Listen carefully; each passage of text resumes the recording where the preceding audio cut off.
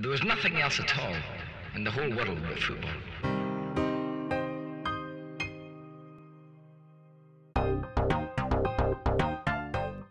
Hi guys, Simon here and welcome to the Triple F. This episode is an Under the Floodlights special of one of the most gifted players to ever play the game. I was joined by creator and presenter of It's an Arsenal Thing podcast, Tom Pheby, this week to talk about the Non-Flying Dutchman, the Iceman, Arsenal legend Dennis Bergkamp. Tom is a lifelong Arsenal fan who was, like me, stupid enough to undertake a podcast in the middle of a global pandemic. It's an Arsenal Thing is a mixture of irreverent humour, tongue-in-cheek comment, and somewhere in amongst it is a bit of football. The conversation starts off mostly on Bergkamp, but tails off in the second half to talk about the management of Arsenal boss Mikel Arteta, and the unavoidable hot topic of the European Super League. I'd also like to say a massive thanks to Simon W, who put the questions together for the chat. Hope you all enjoy as Dennis Bergkamp goes under the floodlights.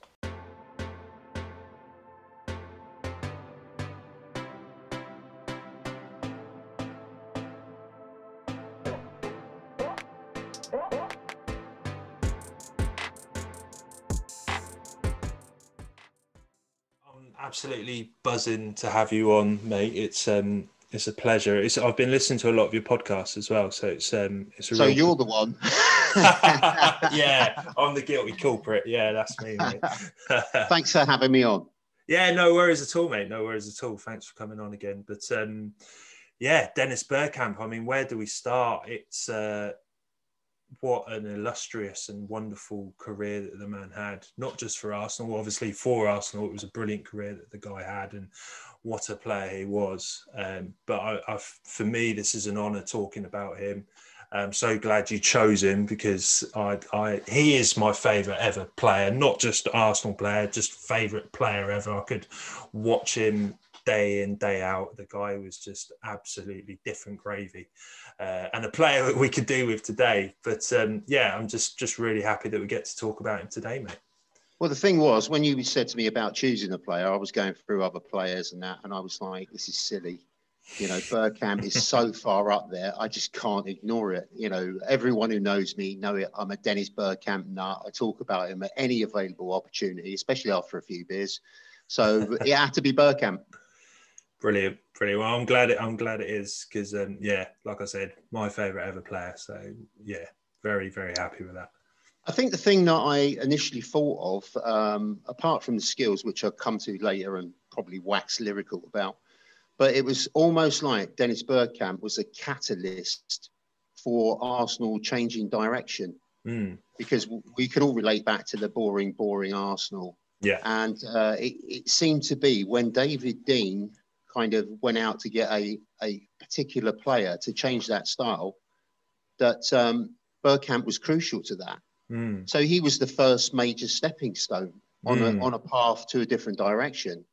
And then obviously that was 95, 96 Wenger came in, and it was like the sort of genesis of something really, really good. I don't know how David Dein persuaded him to come to Arsenal. You know, because I don't think we were that entertaining at the time. But what a fantastic job just to get him there, and to have Bergkamp on board surely made it easy to recruit players. Yeah. You know, the Thierry Henrys, as soon as they found out Dennis Bergkamp was there, it must have been an easier sell.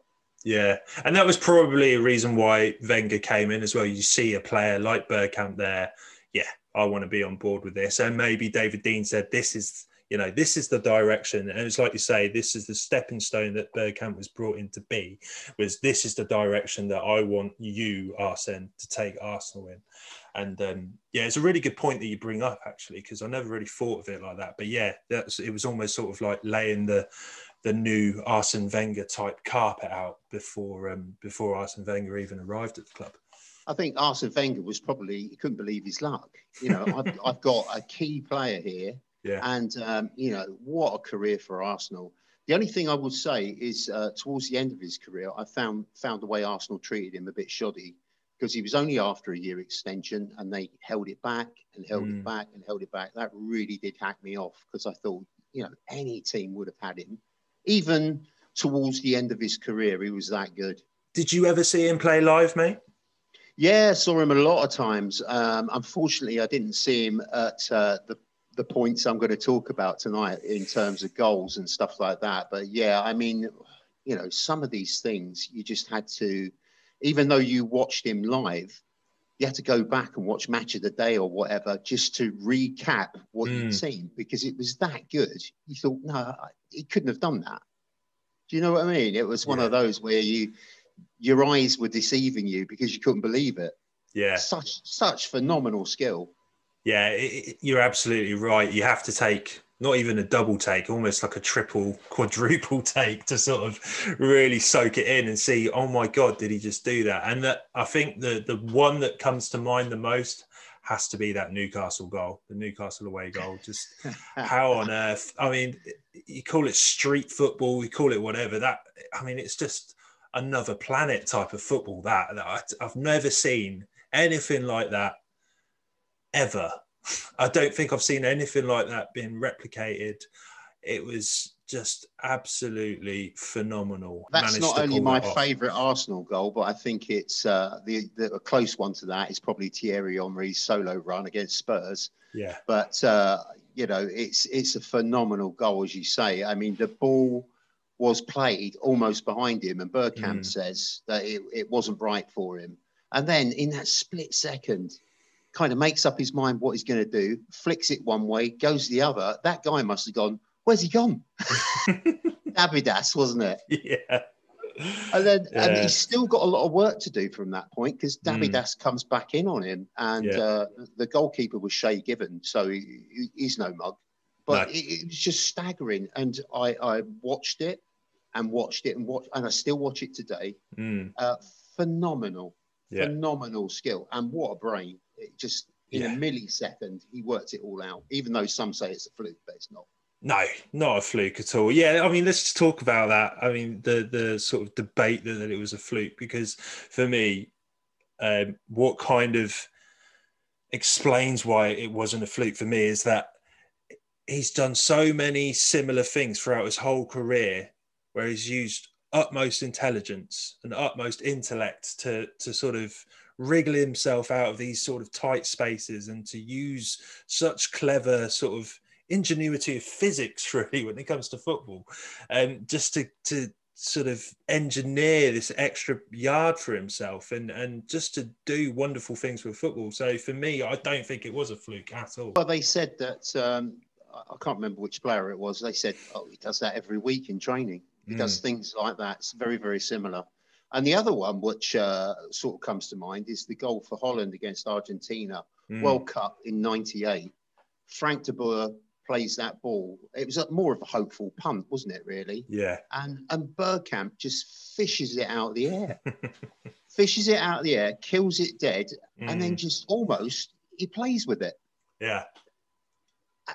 I was just speechless, you know, just going through that again, and just because I knew I was coming on, because it was Bergkamp, I was getting all overly excited, having to watch that, plus the thing that you sent me, reliving it all again. And it's as magical now as it was back then. Yeah. Incredible stuff. You shouldn't be able to do what he did with that ball. It's impossible. No. And killing it is the right and the best term to use to describe that, because I was watching a YouTube compilation the other day, and I think it was when footballers use incredible first touch to control a ball, and I think Bergkamp was on there about 10 times, just the amount of times that, you know, these sort of balls were thumped at him, and he was just able to absolutely kill it, like you say. I think it's something, when you look at the Premier League these days, very, very few players can do that. I mean, it's absolutely top draw. Loads of other goals as well I could mention, and if you allow me, I'll pop on with those. Yeah, go for it, Tom. The Leicester hat-trick in '97. That was superb. And the thing about Bergkamp is he wasn't prolific. A lot of people sort of castigated him for not being prolific. But when he did, it was like a collector's item. It was special. The goals weren't ordinary. They weren't sort of hit him on the backside. He just narrowly got it in with his head or his shin or something. Some of those goals, I mean, they stand up today quite easily with anything that's out there. Absolutely phenomenal. There's the Southampton one in 96, 97. That was a corker as well. Yeah. But the thing is that he kind of just laid down a marker for everybody else, really. You know, people must have thought it was an absolute joy to play with as well, because he kept it simple. It looked so simple. It wasn't, because you and I couldn't do it. No. Even at my peak. But yeah, daydream about things like that, don't you? Yeah. It was almost nonchalant, but it wasn't arrogant. I suppose it was because Bergkamp isn't an arrogant person. He's not an arrogant, flashy, flamboyant individual. But the way he played football was quite nonchalant. I think it was just the way that he would do these things with such ease and such poise, and just be able to pull them off like he was playing in the park. It was incredible. I like his wild celebration is just one fist, isn't it? Like, yeah, on that. I did that. I'm Dennis Bergkamp. I can do that. I think the nickname the Iceman is got to be the best and most apt nickname for a player ever.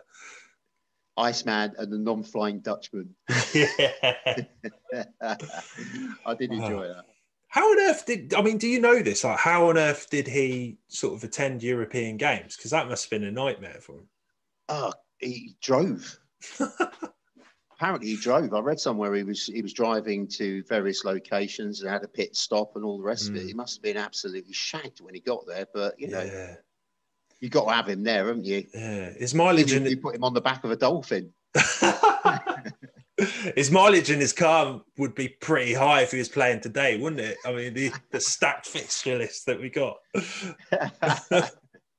Yeah, he'd be very busy. Fuel consumption, amazing. yeah, not so great for the economic climate. But hey, what about you? Did you see him play? I didn't have the fortune, unfortunately, to see him play. I think I was too young at the time to sort of be able to get to a game. But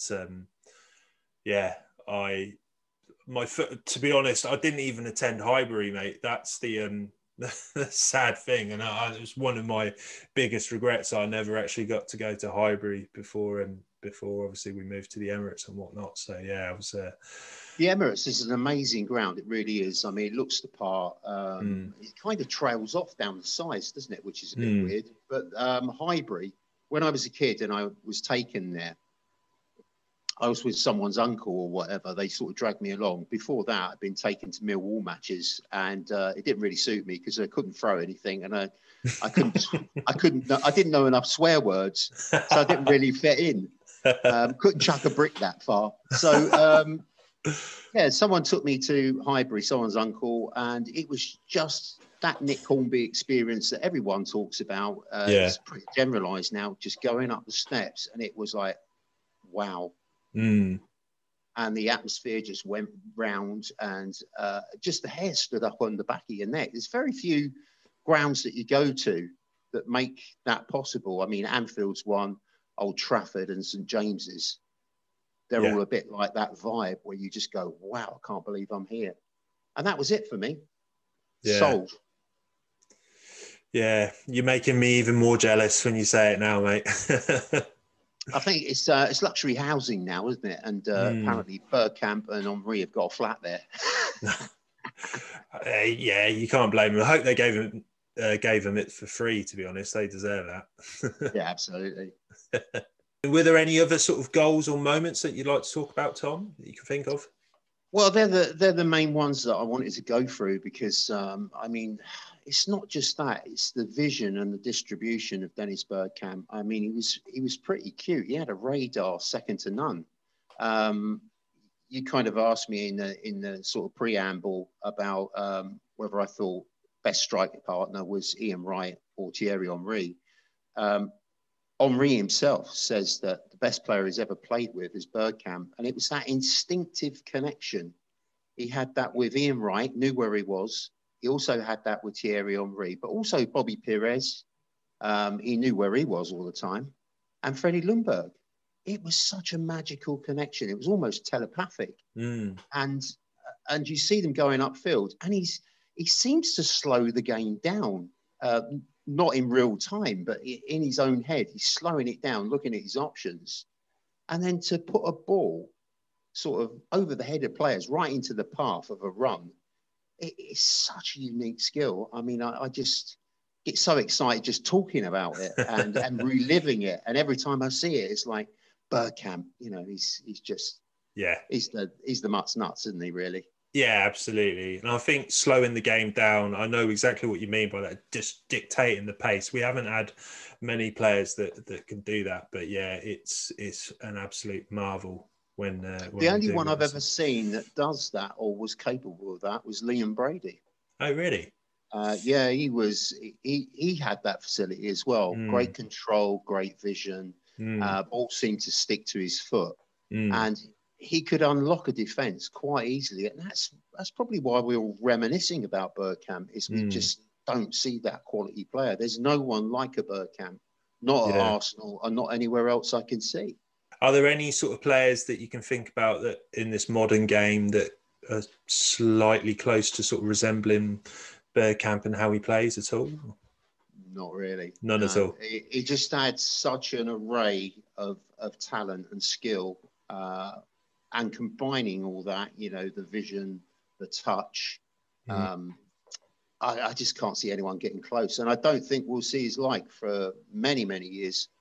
Yeah, I mean, do you think Ozil perhaps was slightly similar? I think with the difference for me with Bergkamp to Ozil is that Bergkamp was clinical. Bergkamp scored more goals. Bergkamp played a little bit further up the pitch as well. But I think the similarities are where they were able to sort of control the ball, and they were so good at keeping hold of the ball and so good with their touch of the ball.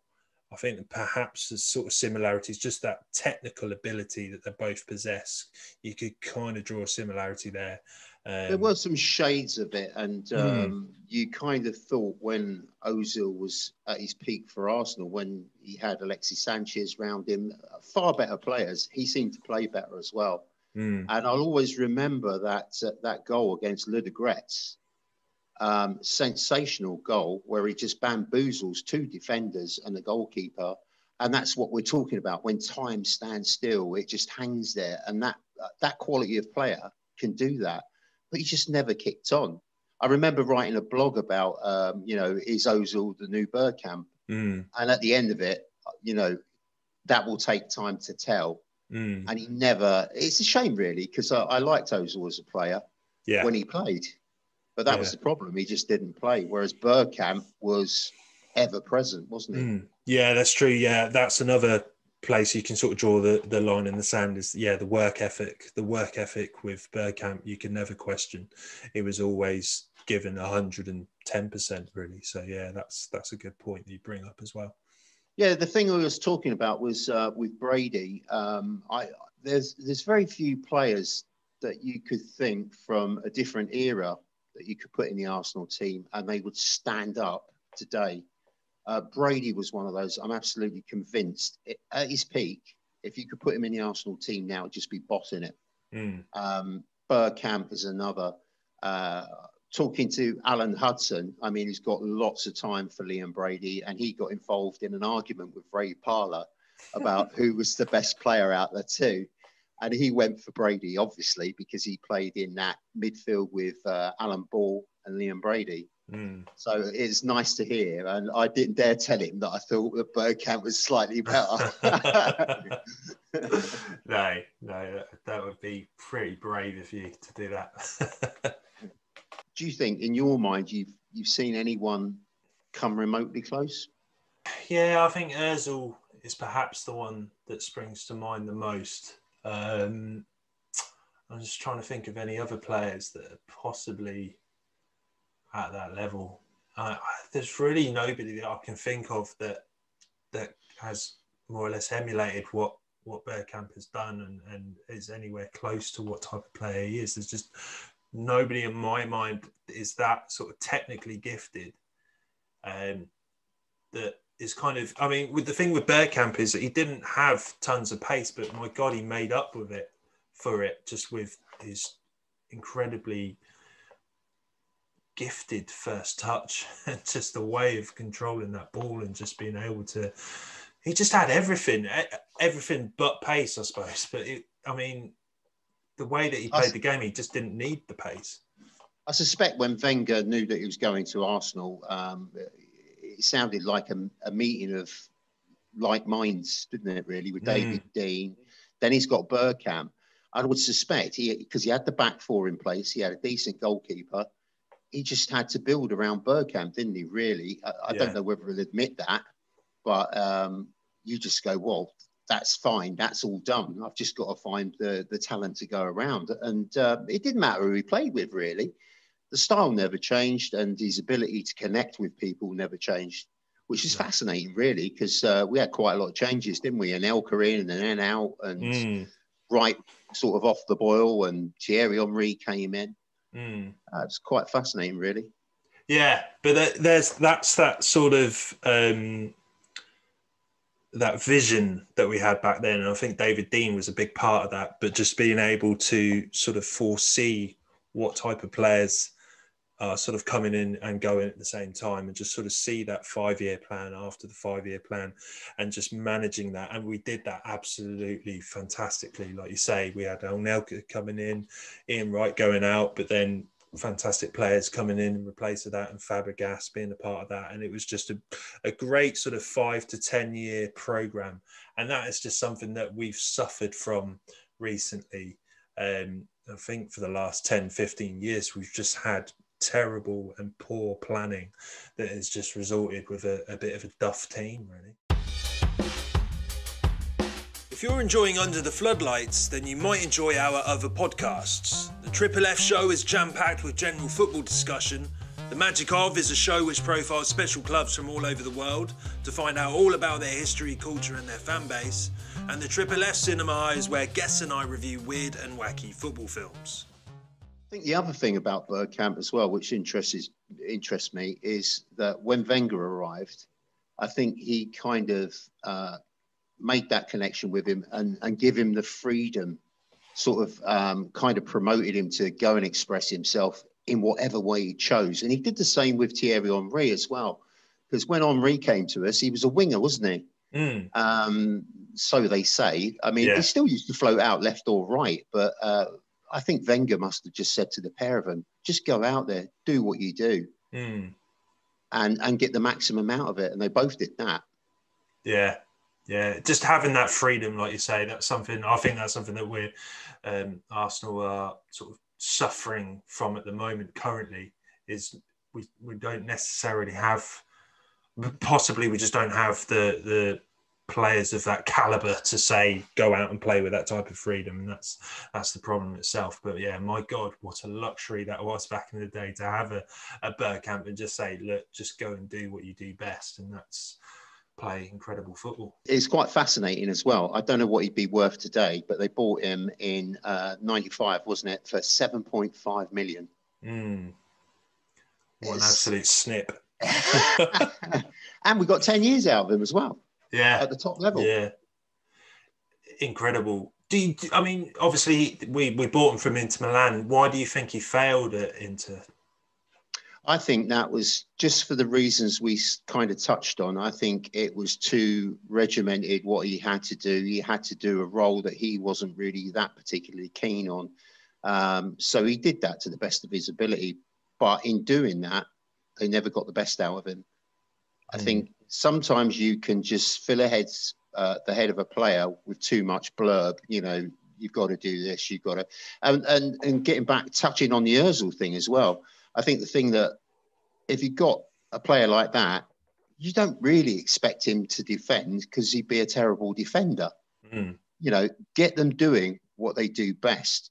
And I think Bergkamp, Thierry Henry, Mesut Ozil, they were all kind of restricted in certain ways or given a new brief. And it doesn't work when you kill that instinctive aspect of a player.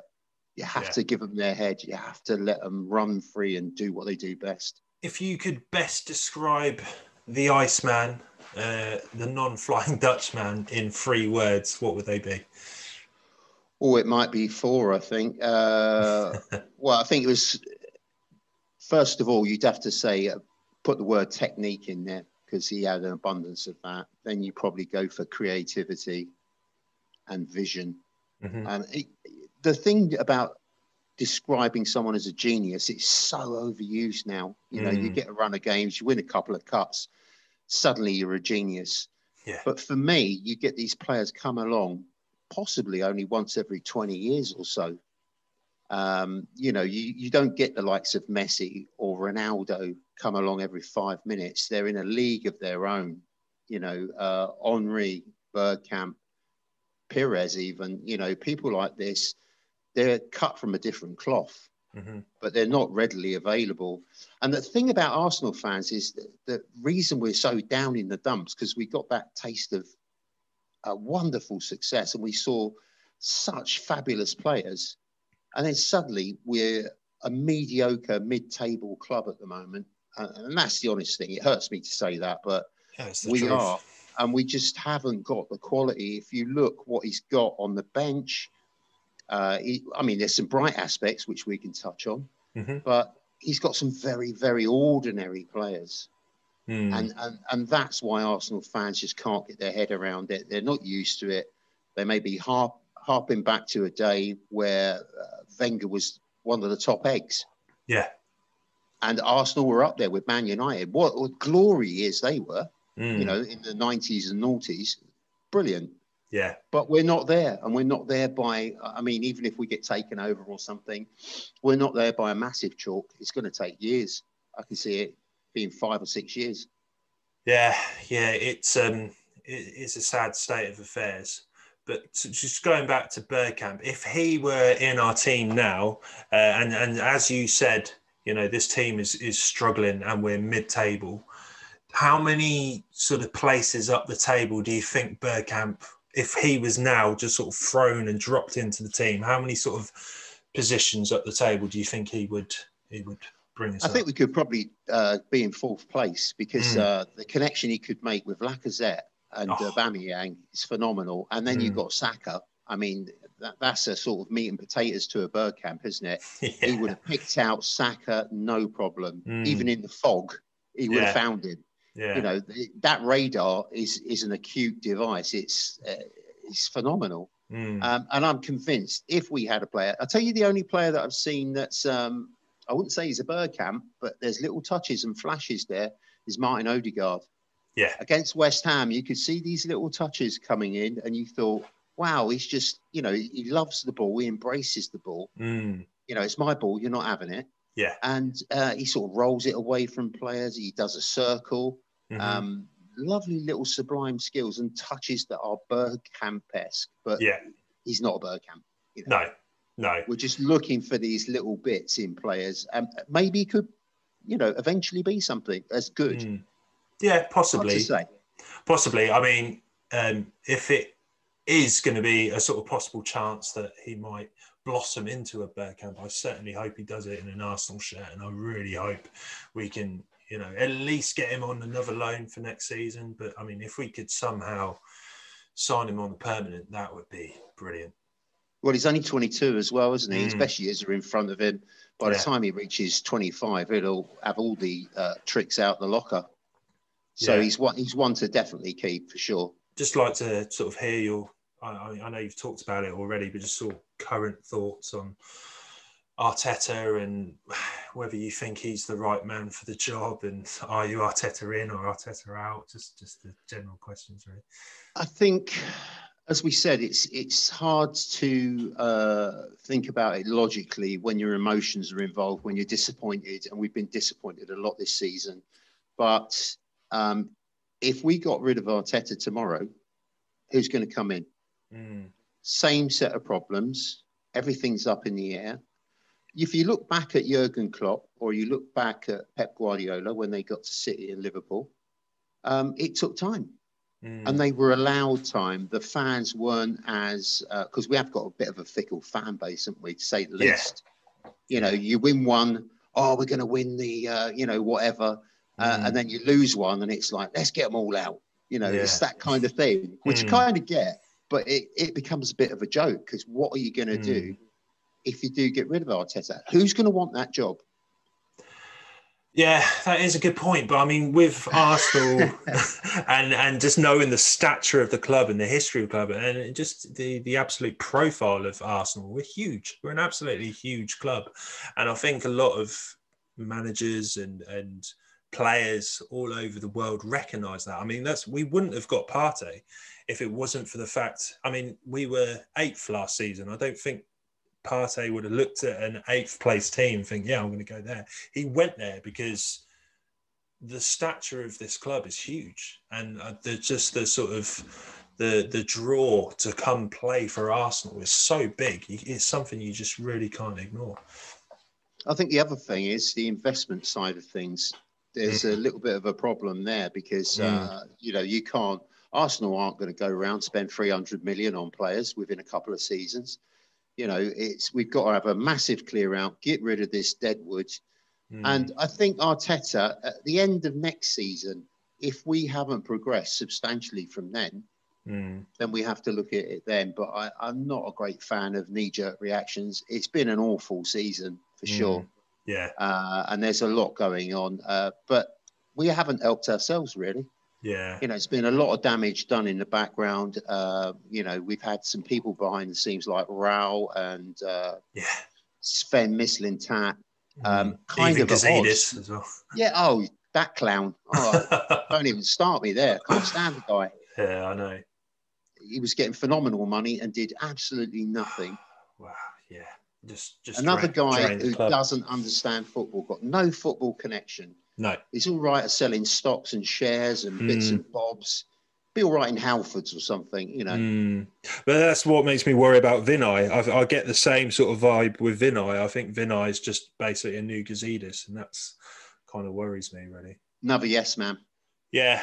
And that's what we don't need, really. No.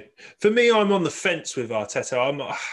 I'm just confused. I just don't know what to make of this. I just don't know whether he is the right guy or whether it's the right thing to sort of, you know, sort of dispose of him. But it's just, it's not a great season. We are 10th, 11th now, I think. And it's, you know, it's really hard sort of digesting that as an Arsenal fan. But it's absolutely right, like you say. I mean, who else is going to want to come in and sort of take this on? I'm not sure if there are too many out there. But I think, you know, it has, for me, next season has to be the one where we say, if this gets any worse, if this is, you know, if there's no sort of solid improvements, if there's no major gains on where last season, what this season has been, you know, if we can't qualify for Champions League, if it's looking anything as abysmal as this season has been, then I think it's, you know, it's time to go. But I think there's a couple of really weird things that Arteta does.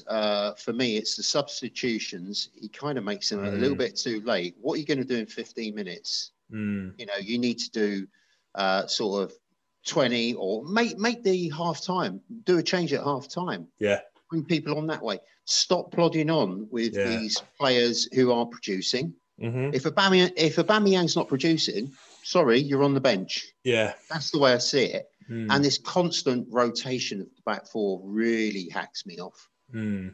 I think it was Ferguson said defences win titles.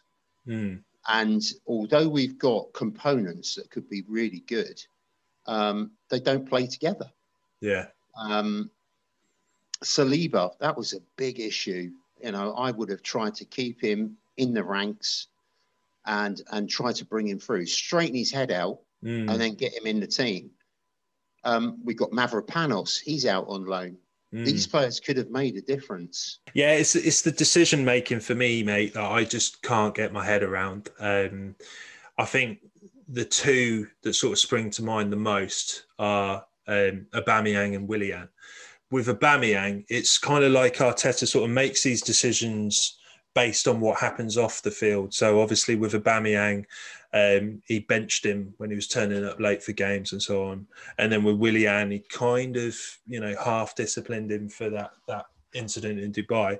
But then when it comes to actually performances on the pitch, it's almost like you get rewarded for poor performances. So there's been so many times, and we've seen it all season. Willian has been possibly one of the worst Arsenal signings of all time.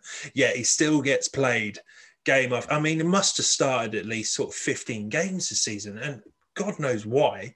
And then Aubameyang's had one of the worst seasons in his career, yet he still gets played, even after, like I just mentioned, that he's been turning up late for games. So it's really these weird mixed messages, and I think that's sort of bleeding into the locker room a bit as well. The players are seeing why is he, punishing him half-assed for that, but then, rewarding him for playing crappily on the pitch. The other thing the other day was Nketiah got a run out, and I'll hold my hands up. Yeah. He's a nice lad. He gets goals for sure, but he's just not, for me, he's not an Arsenal striker. You've got Martinelli chomping at the bit. You've got Balogun. He's just signed a new contract. Yeah, that's good news. Let's bring these players through. If you're not performing, bat them to one side. We've got nothing to lose now. I mean, the league's irrelevant for us, even if we lose the rest of what we've got. We might as well start bringing them through. Yeah. But it's this stubbornness, this inflexibility of, getting all these young players and wrapping them up in cotton wool. Oh, they need longer.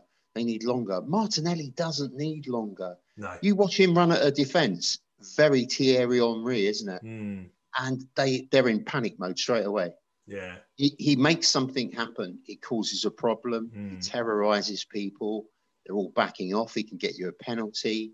He can just open up a defence or pull it all outwards. Yeah. And then you put Nketiah in, who plop, plop, plop, plop, plop. Yeah. Tell me about it, man. Oh, it was, just seeing him play. I don't know whether, a friend sort of, because I was just as enraged when I saw Eddie playing the other day. And I like you, I really like the guy as well. But for an Arsenal number 9, he's not the guy. But a friend of mine was, sort of calming me down and convinced me that the reason why he started the other day is because it's possible that we're trying to get his transfer fee up, and we're trying to get him out the door, and that kind of makes sense. I think we need to show that he's still got a bit of ability that we can sell him on for. Yeah, someone will come in for him. He's got a goal in him, that's for sure. But I like aggressive number 9s, aggressive strikers, someone who really, like Thierry Henry, if you didn't pass to him, he was in a good position. He hated you forever. Yeah. He looked angry. He was puffing out smoke and all sorts and stamping his feet, throwing his dummy out of the pram. I like that. Lacazette's like that as well. Sanchez was like that as well, wasn't he? Sanchez, yeah, absolutely. I mean, he was the world's worst, wasn't he? He was like, "You didn't give me it. Where is it?" Yeah, I'm here. Yeah, we need probably that. Not in that accent. Yeah, a few Spanish swear words. If you're interested in coming on the show for an Under the Floodlights special to talk about your favourite player or manager, please email the FFF2021@gmail.com or DM the FFF84 on Twitter. All contact details will be in the episode description. Hope you're all keeping safe, and thanks again for listening to the Triple F. It's obviously something that football fans can't really ignore, as it's pretty much everywhere, and it was close to reshaping the game as we know it. But what's your thoughts on the Super League? No, that's it. Just no. You've got the best league in the world, the Premier League. It's the most admired. It probably generates the most money and creates an enormous profile of entertainment. Why would you just give that up for something where there's no risk or jeopardy? Some static sort of chums network where we all, I played crap all season. I'm still in. I just don't understand. I don't understand why this goes back. Actually, I was looking at something the other day. 1995 in the Daily Express, David Dean was talking about European Super League. Wow. So it's been there for a long, long time. And let's not kid ourselves. This isn't over at all. No. In fact, on Sky, one of the reporters said that one of the guys in the boardroom of a unnamed club said that we're still going to go for this. Wow. So for me, it makes no sense. The Premier League is it's just a cash cow, isn't it? But it's a good product. You know, anyone can beat anyone. Anyone could get relegated. You know, the fact that Leeds have come in, they've had a bit of a bounce of a season. But what a journey that's been to watch Leeds. Yeah. You know, people will probably hate me for that, but they've been really watchable this season. Oh, they've been brilliant. They win 5-0 or lose 8-2. You know, It's one of those. Or 4-2 against us. Yeah, what a great advert, though, that you can come up, and they haven't spent millions and millions and millions. They've got a team that's young, enthusiastic. That manager, Bielsa, is a great manager in my mind. Really gets them all running together. You know, so you got anyone could beat anyone, and it's proven that this year. I know it's a strange season, isn't it, because of COVID? Yeah. But you have a look at any other league in the world. I've watched the occasional game, but it kind of, the Italian league bores me. There's only sort of 3 clubs or 4 clubs in Spain that are actually doing the business that could actually get to the title, but it's normally Real or Barcelona. You know, Leicester, they won it. Yeah. You know, there's that chance, isn't there, that someone could come up from the back and just nick it. Yeah. And I love that. I love that sort of fact that it could change. This year it's Man City. I don't think Man United are really going to challenge them much. They're 10 points behind or something like that. But you've Wolves the other season, great season. Turning the big guys over, and I don't want to play Barcelona every couple of weeks or Real Madrid. That's what the European competitions are about. It used to be a luxury, didn't it? Something really amazingly exciting. Oh, we've got Barcelona this week. Oh, how are we going to get on?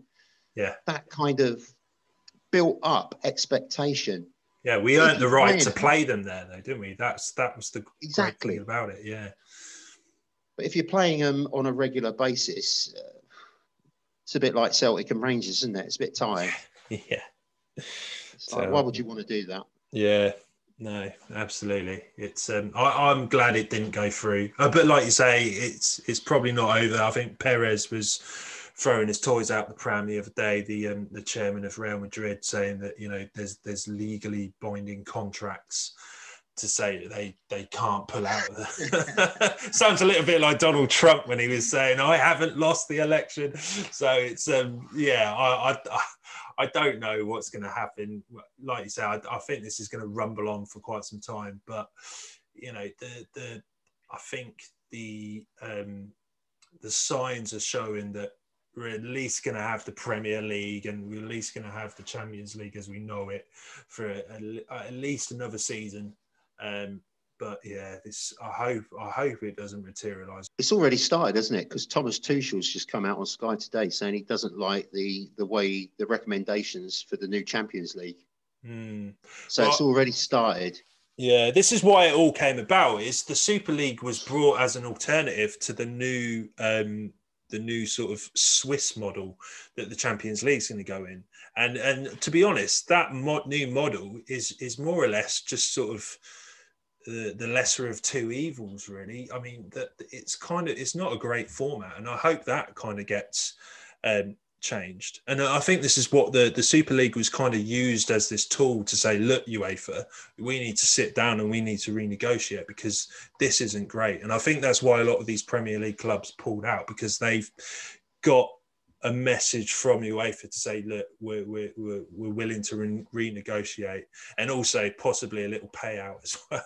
I'm not going to get into that, but I think there's a lot of things going behind the scenes that these sort of fans and everything aren't seeing. And I think as well, when these clubs are kind of dressing it up as the fact that the fans made us do it, and you know, we're doing it for the fans, that for me is a load of bull hickey, because I think it's it's as much as I'd love it to be because of these fan protests. I don't think it was. I think it was just purely money driven. It was the worst coup in history, wasn't it? It was all like, we're going to do it. We're going, see you later. Yeah. Oh, it wasn't our fault. So-and-so said they were going to join, so we decided to join. It's all for the fans. Yeah, we thought about the fans. No, you never. Yeah, exactly. It was just like laying off the blame, wasn't it? Oh, it's Man City's fault. They don't need the money, do they, Man City? They're knee deep in cash. Well, I think it was Barcelona and Real Madrid that drove this idea because they're in absolutely financial dire straits at the moment. They need the money. They need it so badly. I mean, I think they're in like almost billions worth of debt. So I think they needed this European Super League to help them with that. And I think what they did was get all these other clubs involved in. And I think the other clubs felt the pressure because they didn't want to, like Arsenal was saying, we asked the question, what's worse, a Super League with Arsenal or a Super League without it? And I think all these other big clubs did the same thing. So I think they were just sort of, brought along with the tide. But yeah, it was a mess, an absolute mess. And it's not great. The thing with Barca and Real is they've been overspending for years. This was bound to catch up with them, wasn't it? I remember probably about 10, 15 years ago, they were millions of pounds in debt back then. Yeah. So it only benefits them, really. But it's the fans, isn't it? The fans get shafted.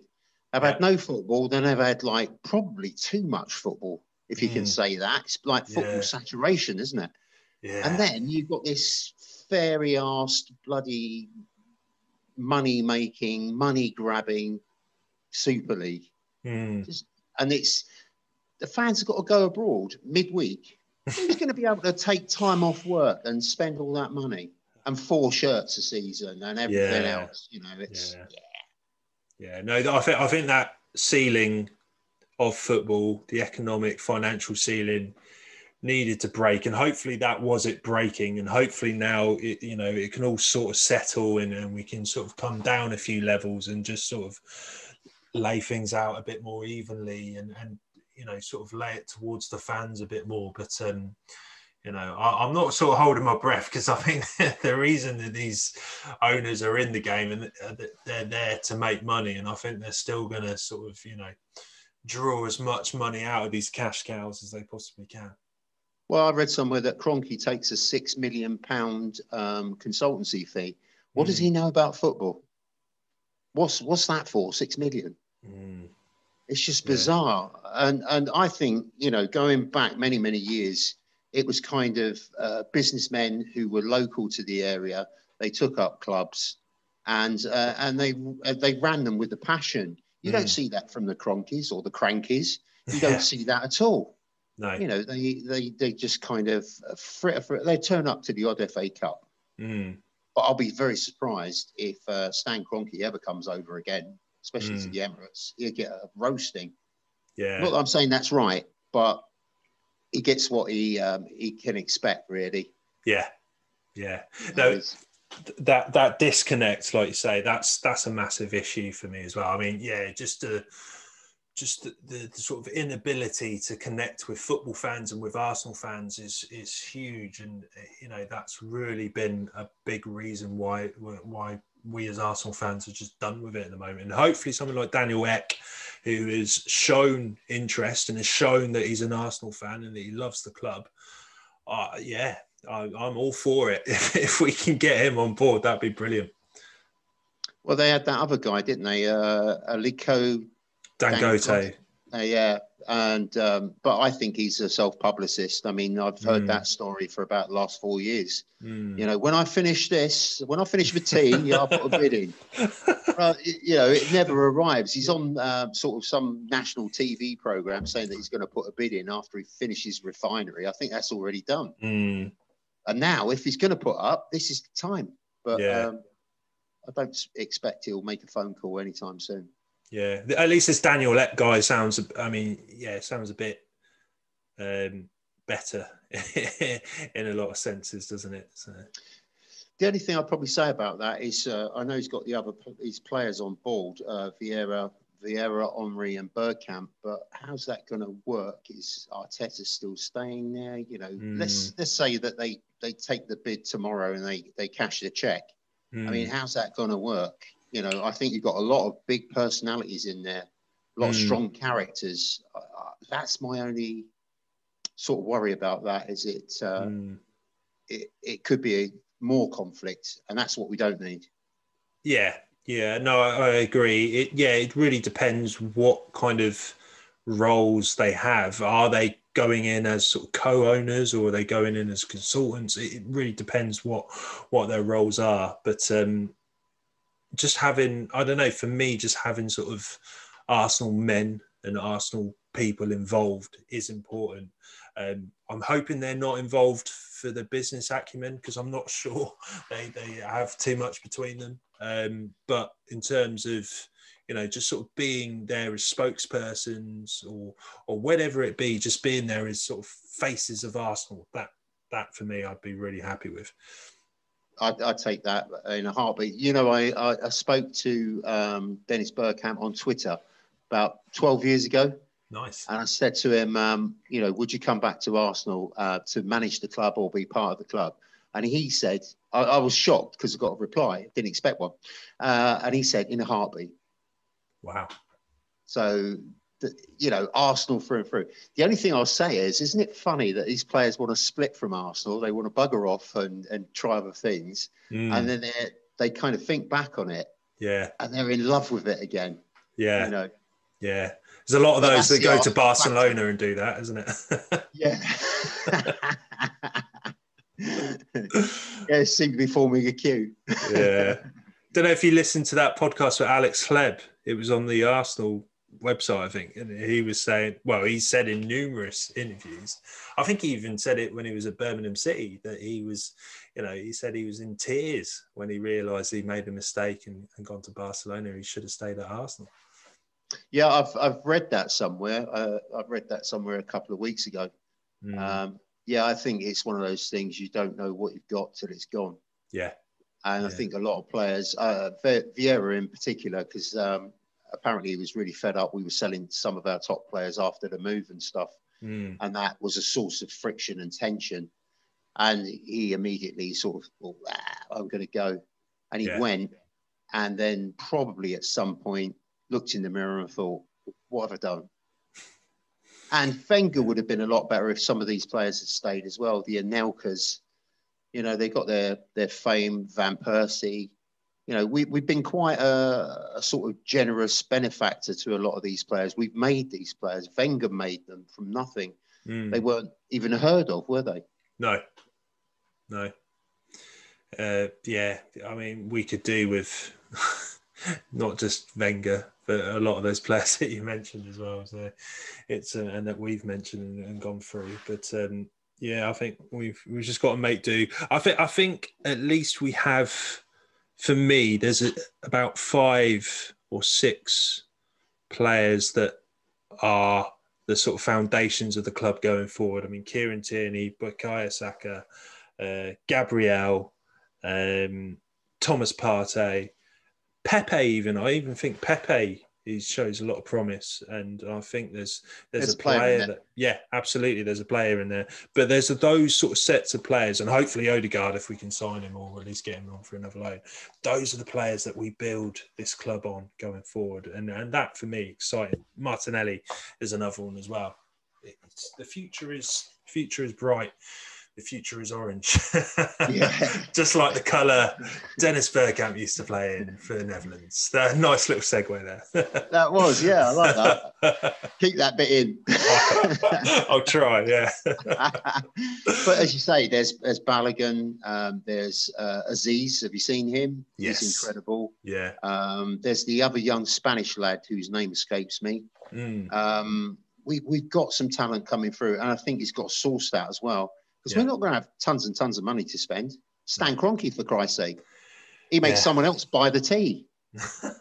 I think we do spend money. It's just where we spend the money. Just don't spend it on, you know, useless players like Mustafi and and just, you know, terrible sort of decisions to spend money on, you know, I mean, Pepe to a sense. I like Pepe. I'll just mention that I think we've got a lot of promise with Pepe, but don't spend 70 million on a player that, you know, just isn't worth 70 million. It's, yeah. You know, I think there's a lot more in that, though, isn't there? It sounds like there was some greasing of palms and some major payments made in all sorts of directions. Yeah. And then, strangely enough, it was bye-bye Raul. Yeah. Raul went. Never heard anything since, but maybe it was like, you know, let's have some. Don't know. So. It's all a bit fishy deal. Because he was probably, I think he was 45 million they were talking about. Yeah. That would have been realistic, I think. Yeah, I think so. Yeah. Yeah. But they said all this, you know, when they start slagging players off, I remember a friend of mine sort of saying, well, this new player's not very good, is he? You know, he'd had a handful of games and it turned out to be Thierry Henry. So you have to give certain players, not the Williams, because he was already in the Premiership. He should have hit the ground running. But Pepe, different country, different setup, different manager. There are excuses to be had. But at the end of the day, he does scare the Jesus out of some of these people, doesn't he? And I think he is a talent. He will get more goals next season. Just need to give him a little bit more time. And time isn't that thing that we're good at the minute, is it? No, not at all. Not at all. We're borrowing it. Yeah. Everyone's on borrowed time. Absolutely. Speaking of time, Tom, I think that's going to be us, I'm afraid. But, you know, thank you so much for coming on again, mate. It's been a pleasure. Thank you.